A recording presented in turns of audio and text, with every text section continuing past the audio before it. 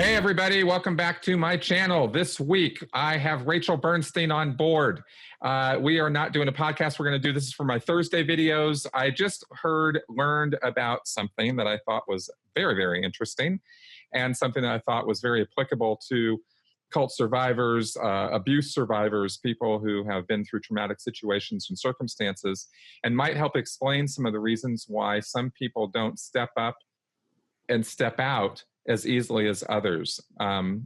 People often ask, well, if it was so bad, why didn't you just leave?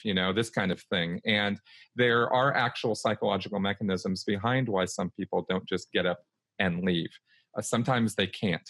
And not because of physical circumstances necessarily, but because of psychological circumstances. So I thought the best person for me to talk to about this, of course, is my good friend and ex-cult therapist and family and couples therapist, Rachel Bernstein. Welcome back to my channel.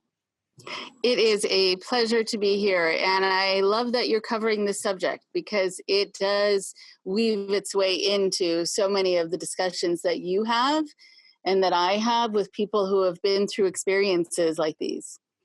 Big time. And that topic is learned helplessness. So why don't we go ahead and dive right into this and tell me from a psychological standpoint and from the work you've done, what is this? What is it about? How does this work? So this is an idea from Martin Seligman, and this was based on some conditioning studies that he did with animals, which are always hard for me to watch or to even know about, but it has gleaned some interesting information about learned helplessness. And notice also that the term is learned helplessness. It's not that you're born feeling that way. You're conditioned to have that kind of response based on certain stimuli or the threat of certain stimuli. So what happens very often is that people will, especially people who have been through a traumatic event or people who have tried to succeed over and over again and it hasn't worked, they've failed time and time again. It can be something just in their own lives, or it could be that they're in an environment where whenever they do something, they're yelled at, no matter what it is, or whenever they do anything to exercise any kind of independent thought or independent action, there is a strict consequence. So after a while, we can talk a little bit about how this happens. There is sort of the what's the point idea that comes into your head. And the problem with that is that one of the definitions of depression is entrapment, futility mixed with defeat. And right, and that just causes us to be depressed and hopeless, and that is what happens with learned helplessness. Interesting. How have you seen this over the years manifest with some of your clients? People coming out of, you deal with, for anybody who's not familiar, Rachel and I have done many podcasts and shows on my channel here. In fact, I've got a whole playlist, if you're interested, of things we've done. Yeah, it's cool. And you have specialized, you have done a lot of work over the last few decades with cult survivers and with survivors of narcissistic abusive relationships. How do you see this manifest and how do you approach it when you start suspecting this is what's going on or you see signs of this? It's a great question. You see it manifesting in so many different ways. The motivation for this kind of feeling can come where you either are going to be physically harmed, or that is what's happened, that you've been hit for doing something or screamed at, or that somehow there's this looming threat that God will know and you'll be punished, sort of these invisible threats sort of over your head, right? And so why take the risk? You feel discouraged, you sometimes feel demoralized, you feel hopeless, and everything seems like a futile attempt to try to break free. For a lot of people, they get the question, why didn't you leave? If you were so unhappy, if things were so bad, why didn't you leave? That's true of battered spouses. They get asked that question all the time.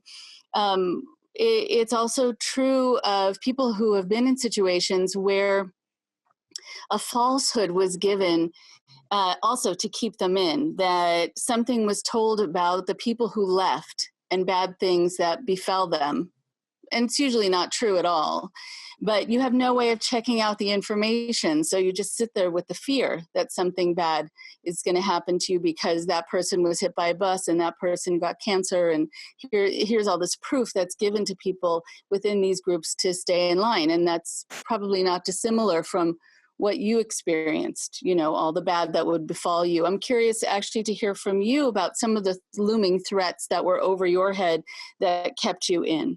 Oh, absolutely. I as you're talking here, I'm relating this to my experience and seeing how there was certainly a feeling of what's the use in terms of leaving. There was a lot of phobia induction going on in terms of the outside world. And when you're in a bubble world of Scientology, then especially in the Sea Org, where it's a very tight community, very bubble world type of situation, there's a lot of outright, open, blatant talk about how useless and horrible and awful the outside world is, or the term that they use is actually an extremely derogatory term now, which is called the WOG world, which in some circles apparently is equivalent to using the N-word. I mean, it's really, I don't think when Hubbard used it, it had quite that association, but I could be wrong. We didn't know when we were in Scientology that it was that bad of a word. But the point being that it's created this idea is created that everybody who's not a Scientologist is demented, is somewhat insane, is somewhat stupid, ignorant, are people who you cannot trust, will not have your best interests at heart. So that all happens. Right. But also through the process of the indoctrination of Scientology, and again, especially I think this is probably more true for Sea Org members because we were in such an enclosed 24/7 operation. I don't mean to imply when I say this that this would never apply to public Scientologists or staff Scientologists. That's not really what I mean to say, but I can only speak from my own experience, and that a lot of that experience was in the Sea Org. That I very definitely, the news that we would hear, the way the news and the media was portrayed to us, there was definitely a sort of, what would be the point of leaving? What would be the point of trying to start your life out in the big wide world when everything about it is set up to defeat you? Right. And, everything about life is set up. In fact, in a way, let's actually really expand this out. The entire Scientology dogma rests on the fact that you are on a prison planet here on Earth, and that the entire structure of society, ultimately, as you get indoctrinated in Scientology, this becomes your worldview, that everyone, even you, are part of this sort of matrix-like system that has been carefully constructed over millions of years to hold you in its prison-like grasp. And the only route out is to do Scientology. And when Scientology is so painful to you because of the RPF, the long nights, the physical assaults, the mental abuse, you become caught in this trap of, well, I'm stuck here and I can't get out because if I leave, it's going to be a trap. But yet my own world is so awful that I'm, so that's kind of how I can describe all that, I think. Right. I think it's beautifully said. And it's like, police officers now know not to ask certain questions when people have been in a horrible situation for a long stretch of time. Like, well, it's not like there was a gate or a barbed wire fence around your property. Why couldn't you have just left? It really is a prison of the mind where you really do believe that something bad is going to happen to you, or this person who you're living in this house with, who you devoted your time and maybe your love to, who's harming you, who's hurting you or threatening you, you might still take on this belief and absorb this belief that you won't find anyone who loves you ever like this again, because that's very often what controllers will do. This is awful, but, you'll never find someone as devoted or who's willing to put up with you. That's usually what the controller will say. Oh my God. I've got to make this a little bit more personal right now. And I don't know that I've ever really talked about this, but even my marriage when I was in the Sea Org had elements of this because Mhm. we were not a happy couple a lot of the time. And she would actually say, well, the grass isn't greener on the other, you could leave me, Uh-huh. but it's not like you're going to find anything better. Every other woman is going to give you the same things, or not give you the same things is actually what Mhm. she was really saying. Uh-huh, right. Because we were not, it was just not a good relationship. I don't think I need to get into all the intimate details of it to lay out here that we were not on No, the same right. page on certain things. Yes, yeah. And so, but this was her way of controlling and keeping me in the marriage was, Yeah. well, you think the grass is greener. Well, it's not. I've talked to lots of women and they all say the same thing I say. So you Mhm. might think you're going to get something better if you leave me, but you won't. She would say stuff like this, and it would Yes. keep me there because it definitely gave me the idea. Well, I guess I'm Right. stuck here then. This is as Right. good as it gets. This is as good as it gets. Right. And so that's very often what goes through people's heads. This is as good as it gets. But even though there's a part inside that says, that can't be because I've seen it or I felt it differently before, or I've seen people who have something better than this. Yep. Why is it that it's not for me? Why can't I have that? I know that it happens in these tremendously personal ways, but people also have this kind of learned helplessness, even about things like voting. You know, what's the point? Why do I need to go to Oh the God, completely. Voter apathy. This actually mm-hmm. speaks to this quite a bit. Mm-hmm. Yeah. So you see it seeps again into every part of society. I mean, it went from really studying these poor dogs. I can't even talk about the experiment, but I'll say they were shocked when they went to try to walk out of a caged area, and that happened so often that they developed a conditioned response to no longer try. So even when a gate was left open, the door was left open, they didn't leave anymore. There wasn't even that attempt to try or to look around to see who was looking to see if they could make it. They would just lie down.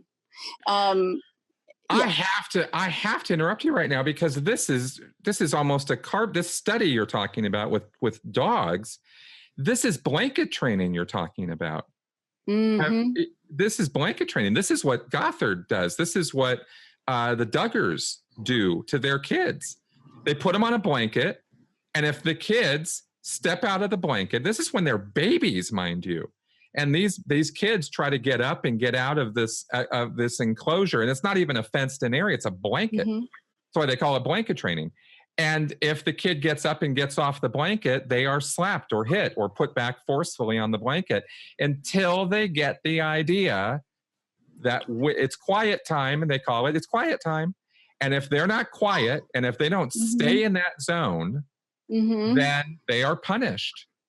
And the way that the person I interviewed who told me all about this, who had grown up with this and lived with this, in my interview with her, she said that it actually would get so bad that after the person was conditioned, the baby, mind you, not the person, the baby was conditioned to this, the parents would even use keys or toys to try to encourage the child to move off the blanket and then punish them if they did so.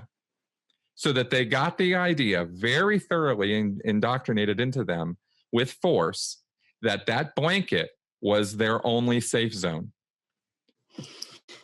Okay, so I have so much to say about that. On the one hand, okay, conditioning your children when it's a matter of safety makes sense. So if this blanket were at the edge of a cliff, which would be horrible parenting, but just if it were, right, I would understand. Okay, condition them because they will die. Like, don't run out into traffic and don't put your hand on the stove. But this is just for nap time. And so you think about how overly zealous some of these techniques are in their usage for things that really should not be, where someone's hand is slapped, where someone is shocked, where someone is beaten, where someone is yelled at. But you can develop this kind of overactive adrenaline response, which can be quite exhausting because you're just you're kind of waiting for the next thing that you might be doing wrong. That's a very natural thing to be doing, that also within that context doesn't give you the sense that you have to really be so careful and so cautious, because there isn't really any perceived danger. So why is it that the control mechanism is so severe? And sometimes it happens because these are coming from biblical teachings where they didn't really know an awful lot about child rearing.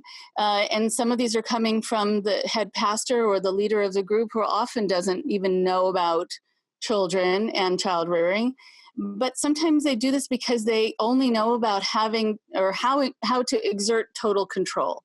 And also, I think they test and test and test. They test to see if the parents would be willing to do these things to their children, because that's something that the pastor or whomever is in charge would probably want them to report back about, and then he would give them positive reinforcement for following his doctrine, whether it makes any developmental sense or not. Exactly.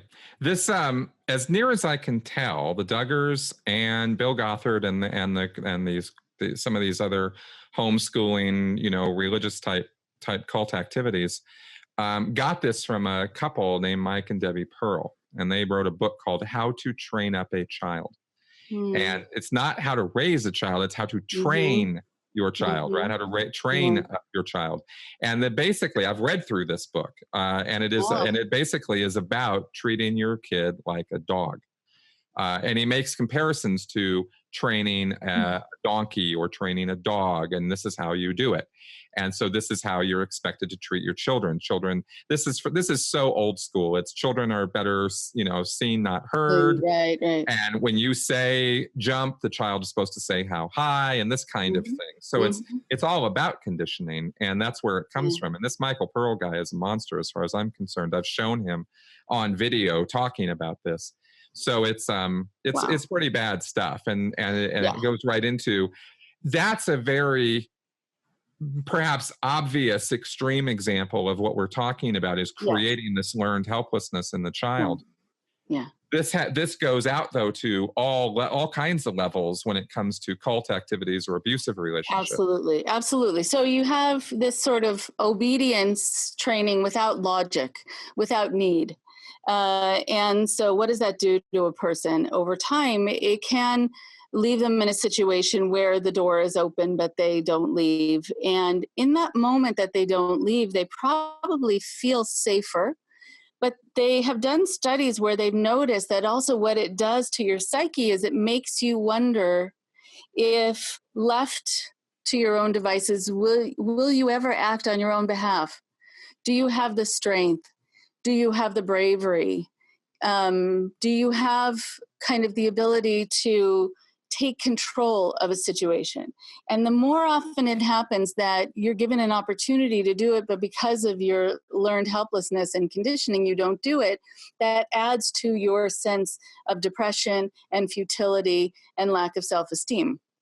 So it's actually good to encourage people to try something and to take some sort of risks, but also to not blame themselves for not having done it sooner, to have them understand what they went through, the pattern of conditioning, and it's different for everyone.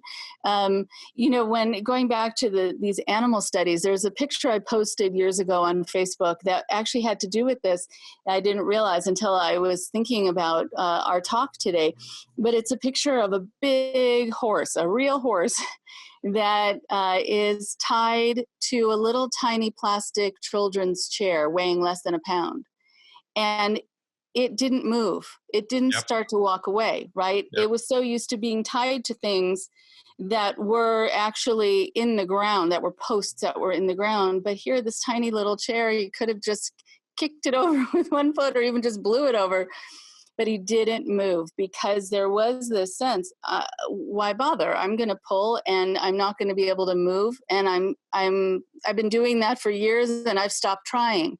So at that point when any living thing stops trying, that's the danger point. That's the point where they will endure much more than they should and put up with things for a lot longer. And so, what do you do? I guess that becomes the next point. How do you help people first of all, who are still in these situations, and how do you help people understand it who have come out of these situations? And if we have time, it would be good to cover both.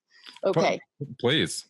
Okay. So in these situations, when people will come to me or they'll reach out to somebody and say, something's wrong here, but I'm too afraid to do something on my own. Sometimes just having someone to guide them, to take them through the door is really what they need, because they can't, or they're not able yet to do it on their own. So just having someone link arms with them and say, I will help you. I will help you as you go through this journey of exiting.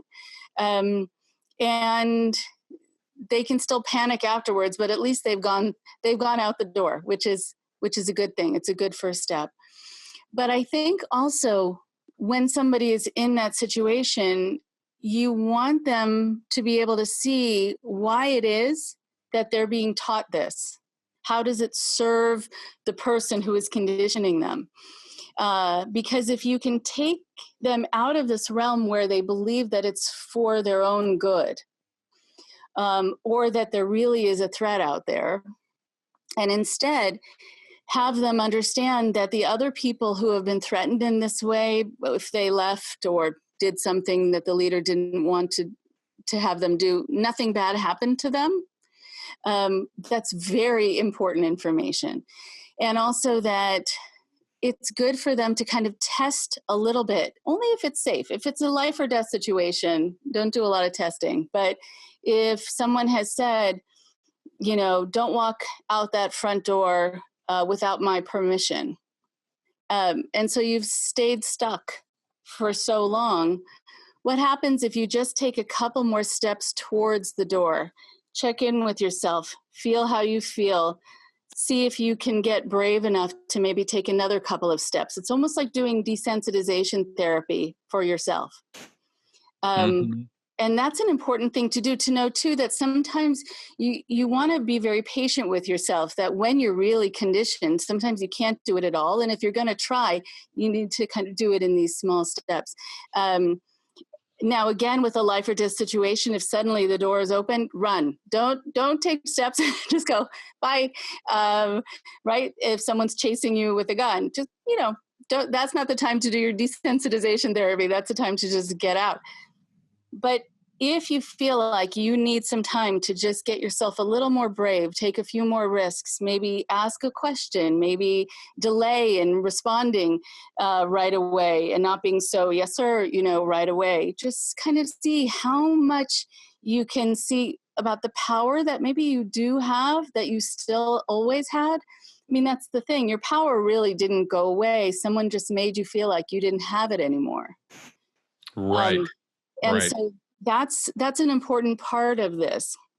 It was, I'm trying to remember the author who said, I'll get back to you on this, but who said that when people have no power, it's usually because they believe they don't have power and they've had it all along, that somebody really tries to convince them that they shouldn't really use it. And the best way to convince people not to use it is to convince them that they don't have it. But I think also for people who are inside something like this, a lot of times they've lost their optimism. Oh, and yeah. I know, right? And you just don't feel hopeful anymore. Oh, no, this is a situation where, learned helplessness. I mean, this is a situation where the person truly feels trapped, helpless, alone. No one understands them. No one can possibly get where they're at. This is why I think if we're talking about helping people who are current cult members stuck in a high control group or abusive relationship, that survivor stories are so important for them. Because it does give them visible, manifest evidence that you can leave such a situation and be okay. Yes, right. Absolutely right. And I know that there is a lot of worry about connecting with people who have left and threats that something bad will happen to you if you connect with them. But still, it's incredibly important and empowering and normalizing and just good, solid information about the threats that are real and the threats that are not, and the threats that are real, really, there aren't any. I mean, it's just all these false threats. Alice Walker, I just thought of it. That's the author who talked about believing you didn't have any power. What I think is also important, though, is to switch to, once the people have left, a lot of times they blame themselves. What's wrong with me? Am I weak? Oh, very much so. Very much so. Also, all the hindsight bias kicks in. I should have known. How could I have not seen? And it always seems to work with hindsight bias that it works always to your disadvantage. You're always the idiot. It never works that you go, oh, wow, now I see how they laid this trap and they laid this trap and they laid this trap. No, it's never like that. It's always, I was such a fool. I was such an idiot. They take it on themselves, Yeah, they do. And I think that's why cults do so well. Because so many of the people take things on themselves. They redirect the attention back on themselves. Part of it is that might have been how they were to begin with, and that's why they were looking for something that was going to help save people of something and cure the planet of something. And they already had that. Like, what's my role here in this world, and how should I be introspective enough to, and that it's good to be introspective enough to think, what's my place here, and what's my obligation to the people around me, right? These are people who look inward. And then you have people who already are coming in with that or are raised in a cult, and then they're conditioned to redirect the focus back on them, especially if something goes wrong. Actually, only if something goes wrong. And then they just believe, that somehow they're faulty, they're gullible. But here with the learned helplessness, they often will berate themselves tremendously by saying, I had opportunities to leave and I didn't take advantage of them. I could have picked up that phone. I could have walked out the door. They sent me on an errand. Why did I come back? Right. And Lord knows I asked myself that a number of times. Right. Okay. And so then I guess it would be interesting for you to say, if you want to say, why you came back. Well, of course, the ties that I had, having been married, the obligation, the sense of responsibility, also and on the opposite side of that, I mean, you can look at all those things and go, well, those are noble, good reasons, and they were. I mean, I had my own personal sense of integrity and honor, but also everything I already, said at the beginning of this feeling of, well, I didn't really ever feel, because of the prison of belief, I didn't feel that there was any other alternative but to go back. Once it started dawning on me that the outside world, through my own personal experience with it, wasn't as bad as they were saying, that is what started putting cracks in the prison walls. Right. And then I could start more rationally comparing and contrasting and looking at, oh, this outside world isn't really quite as bad as I was sort of that they're saying that it is. But that took years. That took years of concentrated work on my part to get over that while I was still in. So I know other people don't experience things like that. I was very lucky in a number of ways. Yeah. Well, I think this is also why I try to tell friends and family, if they can, to try to stay in contact or to try to get the message across any way they can, that they're still there. Because a lot of people, when they have the chance to potentially escape, they suddenly think through, like you're saying, you felt like you didn't have other options. This was the place for you to be, to do what you wanted to do, and you had also devoted so much time to and so much effort. But I think people often wonder if they'll have a place to go. And if they know they can go home, it makes it much easier. If they know they have that friend who they can contact, who won't be mad at them for not having gone to any of their life cycle events, and who, for kind of abandoning them and disappearing, who won't say, I told you so, just someone who's safe to go be with and just kind of safely land with. It helps so much. But I think also after people leave, again, being able to teach them about learned helplessness. I think I I try to be as respectful as I can, not only in holding on to people's feelings, like here, hand them to me. I'll try to take care of them as best I can. Yep. But also I want to help educate them about the processes, the techniques of the conditioning, the techniques of the kind of fear-based training, the knee-jerk reactions they were taught to have about the idea of leaving, or that they were given this false sense that they'd be abandoning the cause, which I know happens in Scientology and almost every other group. But I think the other part is, people need to understand that we as social beings, we have learned that there are parts of us that sometimes betray us, but that are part of our evolutionary necessity. To be conditioned is a necessity. To be able to be conditioned is a necessity. Yes. Right? Because if you, put your hand on the stove and you burned your finger and you didn't take in that information and hold on to it for next time, right? It's obvious what is going to happen. So thank goodness we have the ability to hold on to information as it's given to us, especially in a repeated way, and especially also with negative stimuli. But it can be taken advantage of, unfortunately, by people who want that control over us. That's why you don't want to blame yourself for having it. You want to blame the other person for abusing it. I definitely want to reinforce what you just said there, because I wholeheartedly agree.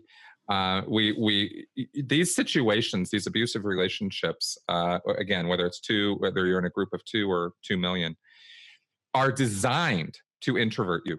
They are designed to make you put the blame back on yourself. Mm-hmm. This is one of the reasons why, there's so many reasons. There's not just 1 or 2 reasons, but this is one of the reasons why we call these things destructive cults. Mm-hmm. Any group is going to have disagreements, upsets, personal problems, arguments. You're going to disagree with the leadership, and the leadership's going to go, no, you're the one who's wrong. Of course, any group is going to have those kind of dynamics. But in a destructive cult, the onus always comes back on you. You can never make an effective change in the leadership. Your points are always wrong. Any criticism you have is always unfounded and unwarranted, and you're the one to blame for anything that's going wrong. That's the difference that's just one of the differences between a healthy group and an unhealthy group. And so the nature of the unhealthy groups are that they create this learned helplessness. They go out of their way to create it. Mm-hmm. Right. I think that's one of the ways. One of the things I want to stress about this. They go out of their way to create it, and again, understanding why is very important for people in it who are starting to question, and people who have left it who are blaming themselves. That when someone is running an organization, someone who is of the kind of cult leader or kind of controlling spouse type that we would call a malignant narcissist, they need for you to be helpless. They need for you to be passive. They need for you to be anxious. They need for you to be trained. They need for you to be conditioned.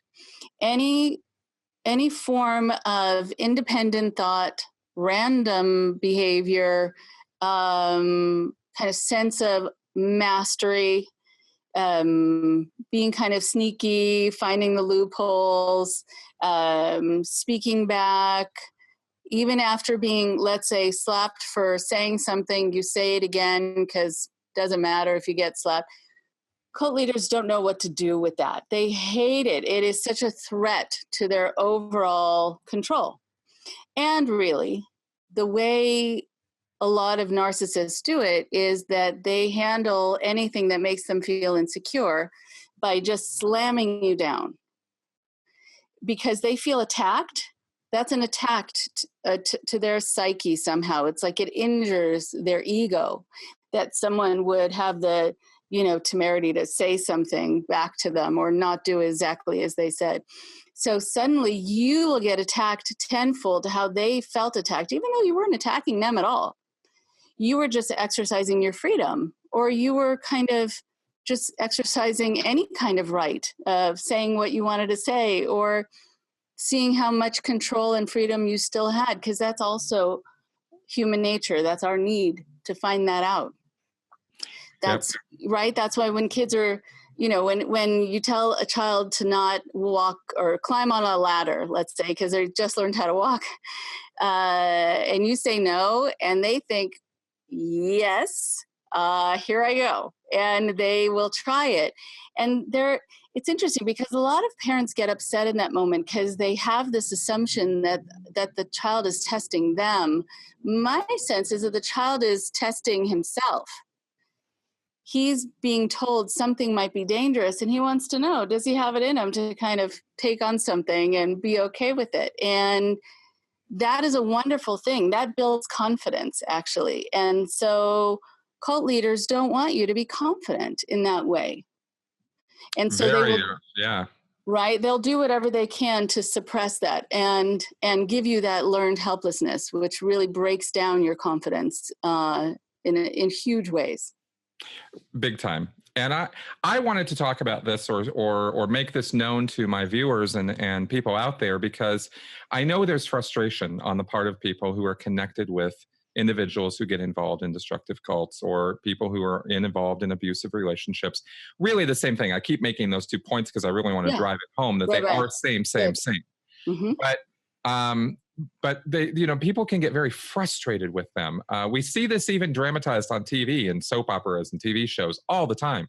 Why won't she leave him? Why does he put up with that abuse? And this really is a key component to that. It needs to be, this is something that needs to be understood. It's not all about they're gluttons for punishment or they're wanton, they just want the abuse or something, or they're in some kind of BDSM mode where they think it's fun or something. People can make assumptions like that, but that's probably not what's really going on. There's probably so much going on behind the closed doors that you don't see going on that lends itself to the person feeling that they are stuck in this situation and they don't have any clue what to do to get out of it. Right. And some people are conditioned also to be kind of more submissive. You see it more with women than with men. And they can be very easily taken advantage of in that way. But yeah, I can certainly speak to the frustration that people feel and some ideas for the people helping them out. Because I think one of the things that you want to do is you want to help someone remember what is true about them.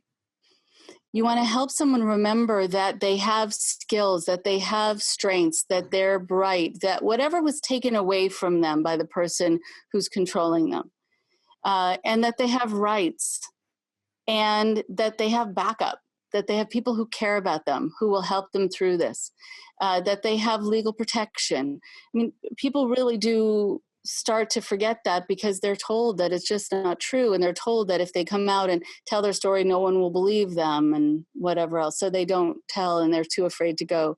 So sometimes just reminding people of the qualities to be true about them that they no longer see when they look in the mirror, and that what is in place in the world outside to protect them, because they've been told that that's just not going to work for their benefit, and they'll just be brought back to this situation.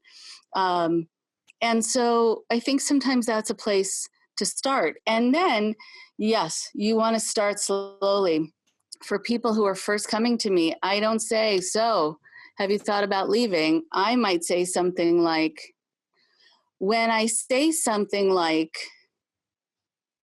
the idea of leaving, when I just even say that phrase, the idea of leaving, what does that do to you? Mm-hmm.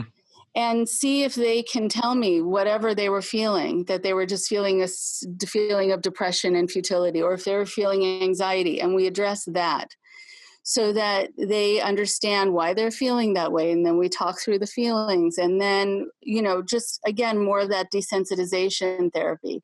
Yeah, it takes a while.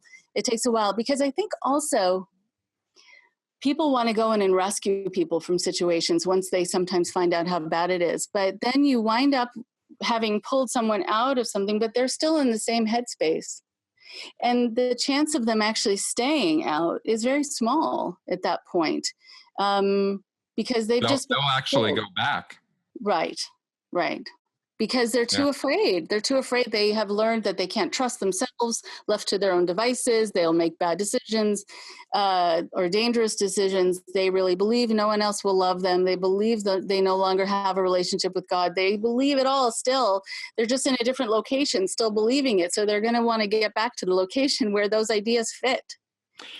Or go from one cult to another. Right. Exactly right. Right. Because the prison of belief is still up there, and if they've been convinced that Group A or individual A that they broke up with is horrible and awful, and they really get it, and they go, okay, good, not going back to that person, I'm not going back to that group, and yet this learned helplessness is still sitting there. They haven't overcome that yet, and this really helps answer the question of why people go from one cult to another or one bad relationship to another, is because they haven't changed in here, and you don't see it. It's not manifest, right? And physically, it's all So this is part of that friendship process, or being a good family member, process for them is you could call it building back up their self-esteem. You could call it a few different things. You don't have to use this terminology, but being aware of this stuff is really so important to being helpful to the people who have been trapped in those situations. Yes, and I think people will do that. They will suddenly find themselves in another group, and that's problematic for a lot of reasons, but also because then they really try people's patience. Yes, there is that aspect of it too. Yes, and it's so unfair, but I see it time and time again. I really was worried about my daughter in this situation, and finally we were able to help her get out. But before we even had a chance to have her go to talk to somebody, she found this guy on the beach who is a guru, and she's off to wherever, and she left us a note saying she's found her new teacher. Oh God, that must be so frustrating. It's horrendous. And what's awful also is that I think this poor girl, because she's going to find herself in the same situation, potentially needing to be rescued, and she has people who have just been drained of their motivation to want to do this again. And so she's in more danger now than she was before. And so it takes a lot for families to stay on top of this and realize that this is a symptom. This isn't who she is. She's not trying to make people miserable, but she's searching and she's looking in the wrong places. But also when people sometimes leave these situations because they're berating themselves for not having left before or whatever else, or they do think, or they've absorbed this idea that something's wrong with them, that they couldn't take it and they couldn't be happy there like other people seem to be happy. They'll sometimes put up with being mistreated and find themselves in an abusive relationship after that, feeling deserving of it. I do see that quite a bit too. So yes, all the more reason that people need to talk to other former members, and they need to do their reading, and they need to come to counseling, and they really need to understand what happened to them. And again, it's part of our human nature that we can learn things, we can take on new information, we can be conditioned, but you always want to consider the source. Why did that person need for me to feel afraid of doing that? Was that for my benefit or only for his? Right. There you go. All right. Well, I wanted to cover this topic with you fairly thoroughly, because I wanted people to get that this is a thing. It can, like we just went over, it can be a very frustrating thing. But I think if you always maintain the attitude, as difficult, as trying, as unbelievably hard as it can be as a friend or a family member to watch somebody do this sort of thing, you can start feeling like if you don't say something that you're cooperating with it, or silence is consent or something. And it's when you're dealing with somebody in a situation like this, would you say that that's the case, or would you say, really, no, don't beat yourself up here? You got to let the person be them too, Yeah. You can't force somebody out of a cult or out of a destructive situation all the time. You can't always, do that, because then you become the cult leader. Right. Yeah. So it's tough. It's trying. It's not. None. Yeah. I hope nobody gets the idea that with us saying this, that we are suffering from the delusion that this is easy. No. Oh God, no. No, right? because I've come across people who spent their whole lives in cults, spent their whole lives in abusive relationships. And, you never know what the tipping point will be, but it's a beautiful thing when it happens. It just speaks to how we, again, have the propensity or the vulnerability to be conditioned in this way. But I think if I have the chance to meet with people who are in these situations, and I know that they're going back, they're not quite ready to pack up everything, or usually they don't have anything, but to actually just go. I will say, okay, just can you watch out for certain things? Mm-hmm. And that will help you be informed about this being a healthy thing or not. Like, for example, if you often feel like your own personal failure or receiving pain is unavoidable, that's not a thought people are born into this world feeling. That's not a thought you should have to feel. You should be able to feel optimistic. You should be able to feel hopeful. You should be able to feel like at some point something bad is going to end, or that you'll succeed instead of fail. But if there's this absolute teaching that failure and pain is unavoidable, that there is no way to ever control your environment, that you are going to always be in this situation that is going to make you feel discouraged, and that you wake up feeling, what's the point? Then you want to notice that means you've been put in a situation that is unkind to you. That's not right for you, and is not how people should wake up feeling. A lot of people who are clinically depressed feel that way, and it is very difficult. I give them so much credit for just getting dressed if they can and getting out of their apartment that day, or even just wanting to wake up at all. But a lot of these kinds of situations put people in the kind of mental state where it mimics clinical depression, and it's not. It's situational depression. And so if you can find out potentially about their life beforehand, if they felt this way before and they didn't, then you can help them see the link between being in this situation and feeling this way, and just help them see what you would like them to see, so they can start putting kind of the links together in their own mind when they go back. Interesting. Very interesting. Glad you made that differentiation. Okay, well, I think we're going to wrap up here. I think we've covered this topic well enough that we've given some people some things to think about and chew on here. I hope that this is helpful for those of you out there who, who have family and friends, who might be in these kind of situations. You've come to my channel looking for some help. Well, I hope that this is, of some assistance or education for you guys out there. Rachel, thank you very much for being part of this. You're welcome. My pleasure. Thanks for asking me to speak about it. I haven't had the opportunity to do so yet. I mention it here and there with clients, but really being able to get into the subject much more at length, I really hope that it is helpful and empowering, enlightening for people out there who also will take it as a way, again, to not blame themselves for not having acted yet on their own behalf.